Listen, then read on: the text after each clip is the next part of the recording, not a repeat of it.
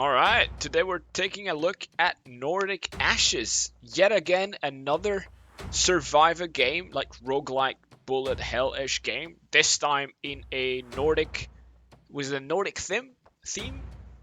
Like always, I haven't actually played it yet. It looks quite interesting, looks slightly different, as like more of a skill tree looking thing than actual just choices into what you get next. But yeah, I haven't played it, so let's take a look. Axeldor, traveling from the north mountains of Raxus, fierce warrior who claims his mastery with the swords to slay whatever it comes. And weapon and powers, fair enough, I don't really know which ones those are. So yeah, I mean it is quite interesting the amount of... so this one does seem to be again a... like auto attack one, because I've played some others that didn't, where you had to attack yourself, which it's fine honestly, either way. This kind of like a different way to do it, I guess. Okay, so there's a wave meter at the top, which is slightly different, and you're the one who has to upgrade. Okay, so yeah, like I was saying, this has a skill tree instead of having to choose from specific upgrades that appear to you when you level up. So instead, you now get points, which I have 2 of, and I can upgrade specific things. Okay. I can re-roll as well. Not exactly sure what those are. Okay, so that would increase my cooldown, decrease my cooldown, I guess, and my damage with the sword, and fill stamina of the heroes, just like your enemies with deadly axe. Okay. So let's just get this one, which I think is the most basic one. Seems to work pretty well. Alright, so upgrade 1, so I do more damage.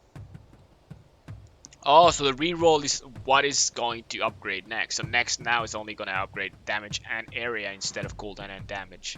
So if I reroll with Q, I don't know if it does anything. Yeah, so now it's again cooldown and damage. Okay, interesting. But it does remove my point. Okay, so re-rolling removes points. Good to know, good to know. The movement is quite slow. And the fact that enemies are rats is a bit weird. I mean, the first enemies for a Nordic game. I mean, honestly, I don't really know what I would put. Maybe some like trolls or some like weird imps or something. I don't know. But yeah, like I said in one of the first games when I played, one of the first Vampire Survivor-ish games that I played on this channel, is that, yeah, this game's, like, when I saw Vampire Survivor release and be quite popular, I thought to myself that it was somewhat of an easy game to make, right? And, you know, but I kind of thought, you know, it's not gonna work. If one game works like this, not all of the games that you make like that are gonna work either, right? So it's a bit thing, but apparently, like, a lot of people started doing games as well, and now a lot of them are starting to release. And I guess this is one of them. And Bullet of One is another, and A Green Horde is another. Like all of the games that I've actually played. And yeah, they all have a slightly different twist to it. Like, personally, I think, go towards slightly more active play. But I do have a bunch of points. Instead of just, like, completely focusing on, you know, on only movement kind of thing. I think I would prefer more if you actually have to shoot or something. Alright, let's just play that again. This is just damage, but yeah, honestly, I just... Area, 20% rare.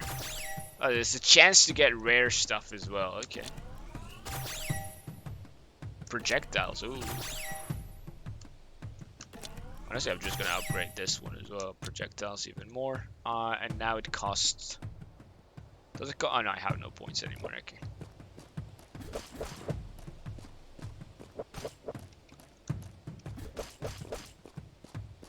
Okay, so now it kind of does it multiple times. That instead of just once. Okay, interesting.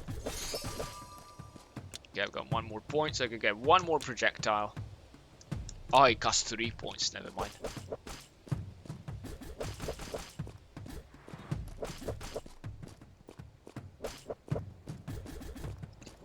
Okay, so it's interesting, but it seems like there's not going to be that many different abilities popping off, right? Which is, I think, a big part of the fun in Vampire Survivors, the fact that there's so many projectiles, so many different things that appear. In this case, it seems to only... Well, I've been obviously only focusing on one thing, so that's a bit on me, I guess. But from this, like, I assume this one is going to be different, this one is going to be another one, but it's not available in the demo. So it's going to be, like, 2 things, and then each of them, like, kind of do slightly different things. Blesses you with a flaming trail. And then you have a trail, I guess. Intimidate your opponent by entering a freezing state. Everyone is an enemy. Okay, so it has like some extra... Those look like passives-ish. Well, I mean, this one is just when you move, it kind of does. Okay. I mean, we'll take a look. We'll get more points and see what we can get. Depending on how long I last as well, I might... I don't know what happened there. Oh, I guess I chose a weapon. I guess I chose a weapon there, so I got now arrows as well. Kind of by mistake. Cooldown and damage. Yeah, I mean, honestly, let's just go for it. I would like to improve area even more, honestly.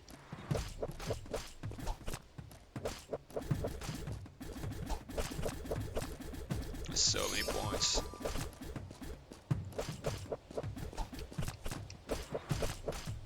So if I can get the last upgrade, then I can focus on other stuff. But yeah, like I was saying, if I die early, then I'll definitely do another run and try to do something different. It's cost 5 now. Okay, never mind. Let's try start with this. Let's get one of it and see what it does. Okay, so now it throws axes as well. So now I have this like basic sword attack, maybe slash attack, plus the arrows, plus the axe. That was close. Okay, it's interesting. I definitely like the meter at the top, which tells you not only the wave, but the different special things. So right now, I think it spawned a spatial guy. Yeah. Spawn that guy. So this one, compared to other games, doesn't have meters on top of the enemies, which I guess is not necessary 100%, but especially for bosses, I feel like it's quite good, because not only gives you an idea of how much damage you make, how much damage you do by seeing how fast you kill those bosses, but just it also, you know, you can know whether to risk or not to risk as much if you know the health. And I understand not having health bars for each enemy, because that would be a lot of stuff in the screen, which is already like cluttered. But for the bosses, I feel like it could be a good thing. Alright, let's try to get something else. Let's try to get this. I can't get it, it's blocked, okay. So let's reduce the cooldown, which should allow me to get this. And I still have 2 points, which I think I'm just going to spend them. I'm just going to keep them, you know? Okay, so now, exactly. So now I leave some puddles-ish of fire, which is, I guess, interesting. They probably definitely need to be bigger, and if they can spawn more often, that would be nice. But I'm going to try to get the last upgrade for the sword, which I don't know what it is, and I would like it to be area, actually. So I might reroll. But it costs 1 to reroll, right? I mean, they're legendary upgrades, so I'm not gonna reroll. But it would be nice to have a bigger area, for sure. Although cooldown is definitely very nice. Okay, I like that. So at the left there, I also have my XP meter, which I wasn't paying attention to. There you go, I can get some more health again there. Alright, so get the last one. There you go, now it's maxed. So that simply does damage, but allows me to get this. Intimidate opponents, that we have that movement speed. And yeah, we have this, which is quite interesting. Okay. So yeah, like I said before, it seems to have less abilities for sure. It says that right now I only have 3 abilities, and basically, you know, in the full game I guess I'll have 4 plus a kind of ultimate-ish thing. Scavenger King, okay, boss. Okay, so the boss has actually a different behavior, and not just different movement speed, I guess. Okay, that's quite interesting. Oh, and I'm dead. Did it take 2 health from me? Alright, interesting. Let's play again. Let's play again and see if I can do it slightly differently. So of course there's not gonna be that many different choices. I guess what I could do is just start with a different weapon. Or kind of go... I focus on multiple things instead of going specifically for one. And I guess it's that point where I can choose. I could always choose something else. So what appears here? Okay, so I don't even... It doesn't even appear at the bottom there or anything. Okay, so let's go here. Unlock it. Then maybe I can focus a bit more on re-rolling for whatever I want, actually. So for example, I could go for area and cooldown.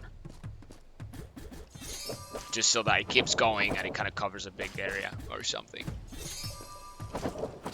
I think there might be a big part of this game to just re-roll and really focus on a specific build and improving what you think is going to work correctly. I guess it works slightly differently to other games.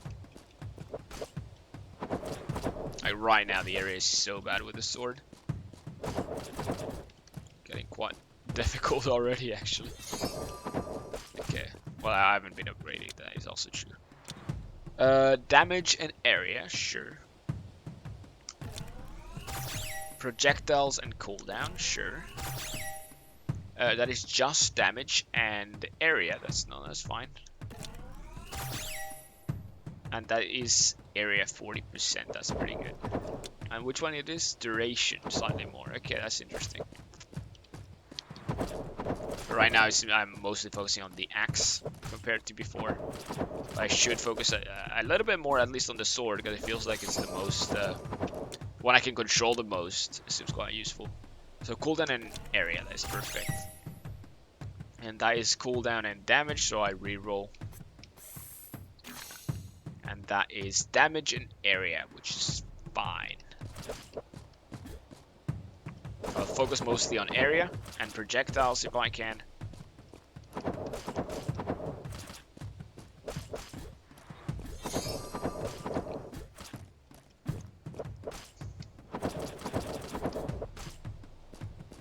This one for sure, compared to, you know, Vampire Survivor stuff, the art style seems to be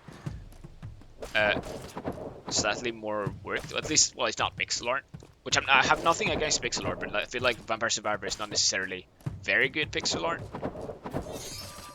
And this one definitely has a quite interesting art style. I mean, animation-wise, it's quite simple, right?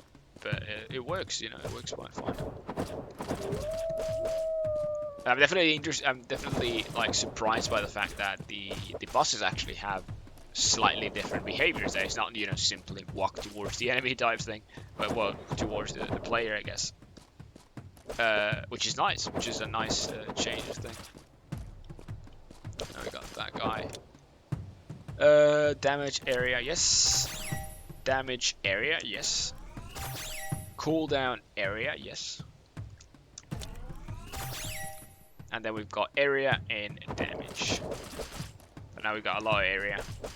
But at some point they're basically going to cover the whole of the guy, which is nice.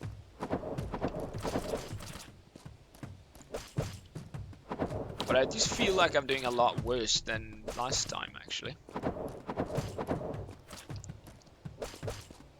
Which is interesting. I guess I was just doing a lot more damage, and I got the projectiles, which was quite nice.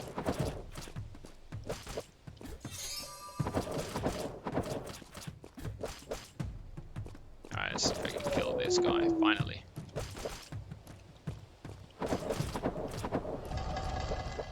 Alright, sword. I guess we'll take this. Okay, so this shoots in the direction that I'm last moved towards.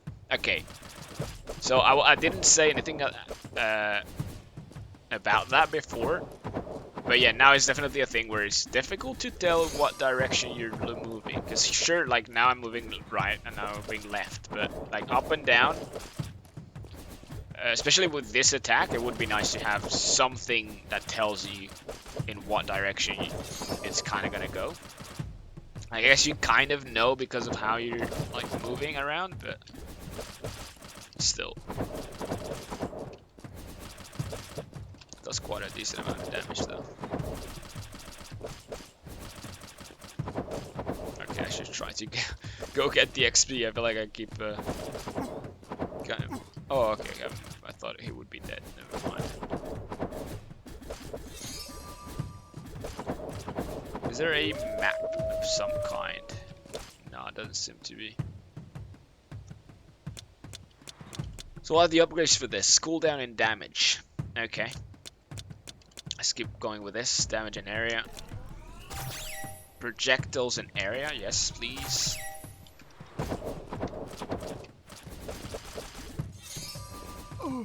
Ah, yeah, I wasn't playing well because But still, I mean, honestly, that it's quite interesting. I like it. It's I feel like in terms of upgrades and stuff, because like I said in Bounty of One, like one of the big things about these games is the satisfaction of having a good build and a interesting stuff happening in the screen, in the sense of like you have a bunch of different projectiles going in different directions and all kind of combines together correctly into doing a good build, right? And I feel like the problem with this game, the only real choice is that attack that I got, the spear in this case, and the arrows which I had before. Outside of that, there isn't much of a choice. There is a little bit, you can have a little bit of a choice to get whether you want to improve, the projectiles going down, damage, area, right? But outside of that, there doesn't seem to be that much of a choice, which is a bit of a pity, in my opinion. Like, cause in my, like, I guess my advice, or my what I would say is that being a Nordic game, right? You have the Nordic gods, and you could potentially do something similar to Hades, as in you could have the game as it is right now, in the sense that you upgrade your own character. You could have a more of a character importance, right? In the sense that you have that character, you upgrade it using those, like the same way it is right now. You upgrade the weapons that he has access to, right? But then you could have at certain points that you would get upgrades from the gods, and that could be, first of all, a random god, and then each of the gods could have different abilities that would improve it even more. A bit like Hades. I mean, straight away, pretty much like Hades. And you could do it as the same way that it appears, where you choose the different different weapon where you have access to. They could have something similar where a god comes down, or he throws something, and you can pick it up and talk to him, and then he gives you a choice of stuff, right? Or he just gives you a completely random thing. Would be quite fine as well. I think what I'm saying here is that it would be nice to add an extra layer of potential upgrades and potential improvements to the game. That could be done. So anyways, yeah, that was Nordic Ashes, which you can wishlist. There's a demo you can try for free on Steam. And yeah, so yeah, thanks for watching, and see you next time.